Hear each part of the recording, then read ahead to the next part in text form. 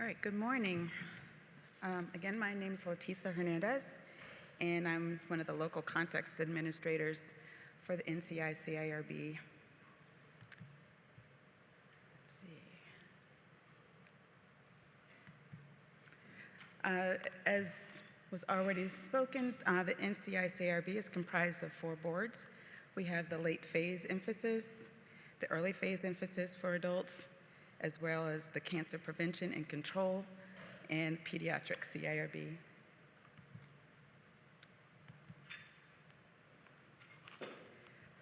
The NCI is responsible for the CIRB for the initial, continuing, and amendment reviews, as well as review of local context for enrolled institutions, trial-wide and locally occurring unanticipated problems or continuing or serious noncompliance, as well as any reviews for studies that have enrolled participants that become incarcerated while on the study.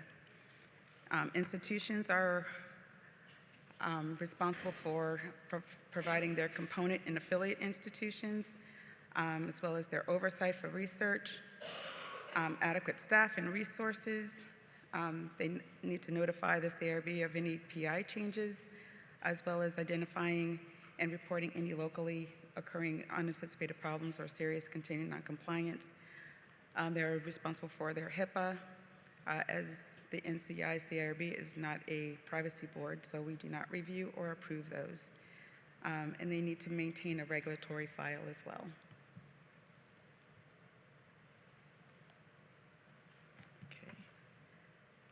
For local context, just as a review, local context includes local population of any unique requirements and protections for the institution's vulnerable populations, investigator resources, and confirmation of their boilerplate language, making sure it complies with the federal regulations. Do I have the right slide up there? Okay. I think I went too far, sorry. And this is established through the annual signatory institution worksheet and the PI worksheet, as well as the study-specific worksheet, which is where you would open up studies.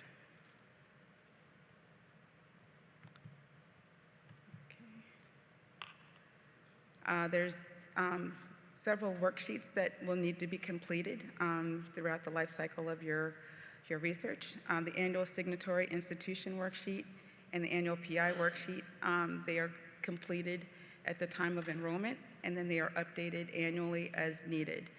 You only need to submit those worksheets again if there's any changes to them.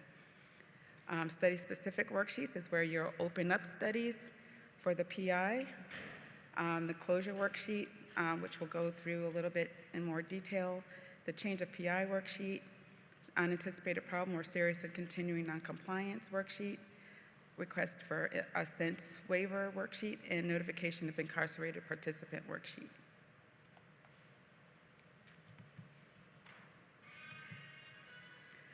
The CIRB has a website that has a lot of information, especially for new users. There's a new user tab that is a good resource for frequently asked questions and how to use the CIRB and the different websites that are available. And for the institution tab, there is quite a bit of information on how to complete the worksheets, a lot of quick guides, and as well as the NCI CIRB's SOPs. I'm sure you're probably aware of the different websites, but some of the differences. The CIRB website, it gives you the general information about the CIRB, how to use some of the websites, and a lot of the quick guides or how-to guides, which is a good resource for filling out a lot of the information and worksheets that you'll need to provide. The CTSU website differs in that it's study-related and enrollment information, all the study documents, the roster updates, for your institution are completed in that website. IRB Manager is where you'll find all of the worksheets that will need to be provided to the CIRB for review and approval. The PI is responsible for each study open, so they'll have to complete their worksheets, or a designee will complete it for them.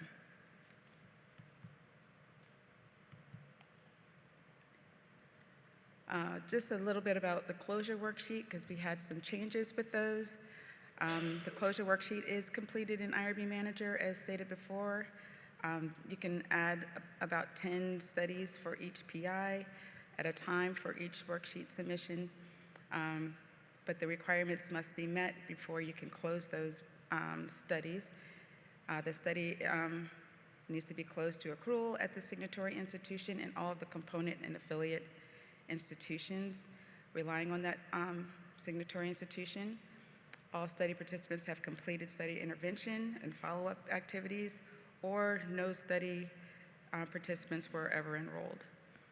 Or there will be no further research activity for the study. That includes data collection and data analysis. Because of this, a lot of institutions were closing studies prematurely, so now there is an additional form that needs to be completed, and that's the Early Study Closure Confirmation Form. That will need to go to the LPO for review and signature.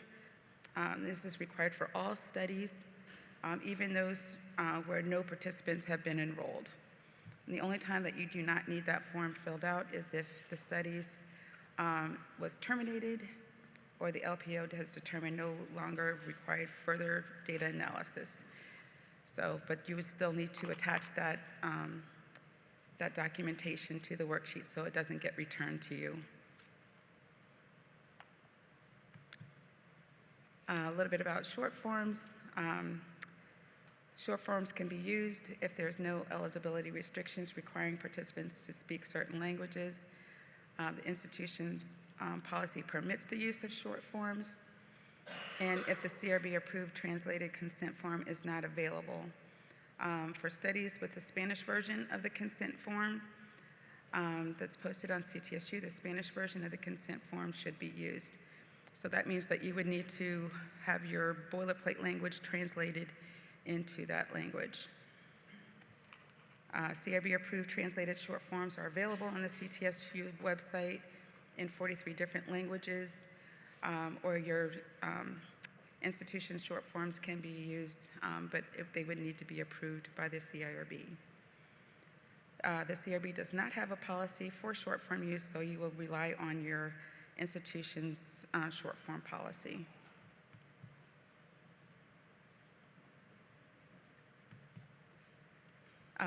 Translations can be submitted for approval for consent forms for any language. However, you would need to provide the English version, the translated version, as well as the certificate of accuracy. But all of them need to line up. They have to have either the same document name, the version date and number, so that they tie together as one, and it's very clear that they are documented at the same time. Validated instruments of quality of life and PROs are not permitted to be translated locally. The CIRB requires the protocol to address eligibility and the availability of translated QOLs and PROs, and that will be usually in the protocol. So if it's mandatory, the protocol will identify the available languages and instructions for accessing translated tools.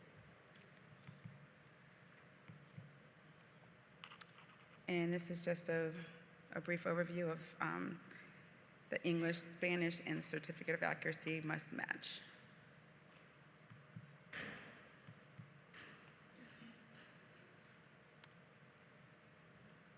Study events need to be reported to the CIRB if they fall into the category of a potential serious or continuing noncompliance.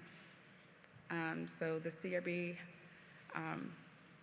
does not approve planned deviations, however. So after the event has happened, then you can submit the potential serious or continuing noncompliance form if appropriate. So anytime there's a deviation that occurs that you feel that may or may not, if you feel that it falls into that category, please submit it. If you're not sure, please submit it. Okay. So also any major audit findings should be reported to the CIRB as a potential serious or continuing noncompliance. If you have a study event that occurs once and it doesn't fall into that category, but then it occurs again, then it needs to be submitted to the CIRB for potential continuing noncompliance.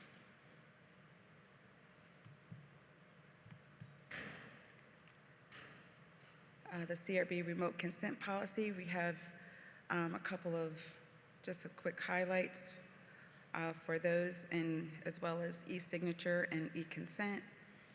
The remote consent is permitted for all studies unless stated otherwise.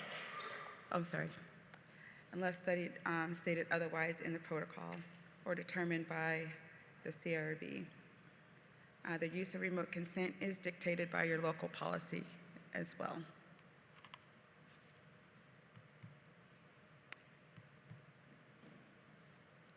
Okay, there's a lot of FAQs on our website regarding the e-consent, so you can work your way through, and if there's any questions or concerns that you have that are not provided in our website, please feel free to call us, and the CIRB Help Desk contact information is on the screen for any additional questions if you do not find it in the website. I think that's it for my talk, and if there's any questions, if we don't have time, please give the Help Desk a call. Thank you.